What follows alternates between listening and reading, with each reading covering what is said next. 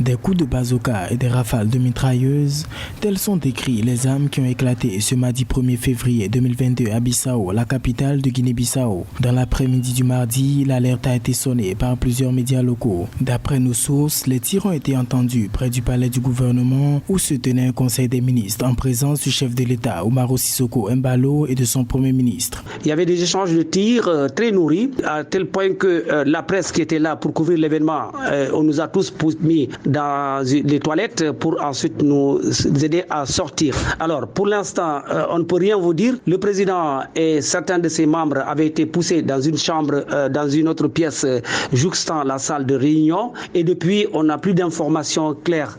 Et aussi, les écoles, les bureaux, tout est fermé. Nous attendons de savoir exactement est-ce que c'est une simple revendication des militaires compte tenu de la situation qui ne marche pas tellement dans les casernes ou tout simplement c'est un coup d'État. Quoi qu'il advienne, la circulation est normale au centre-ville, sauf autour du palais du gouvernement jusqu'à l'aéroport, environ à 6 km du centre-ville. Des sources émanant de la présidence ont confirmé en fin d'après-midi de ce mardi l'encerclement du chef de l'État, Umaro Sissoco Embalo, et du Premier ministre Nuno Gomes Nabiam, encore à l'intérieur du bâtiment par des hommes en treillis. Ces incidents interviennent quelques jours après un remaniement initié par le chef de l'État, Umaro Sissoco Embalo, initialement contesté par le parti dirigé par le Premier ministre Nuno Gomes Nabiam. Je viens juste d'avoir une information qu'il faut mettre au conditionnel, que le groupe de commandos qui avait attaqué le palais du gouvernement était dirigé par le commandant de la caserne des paracommandos.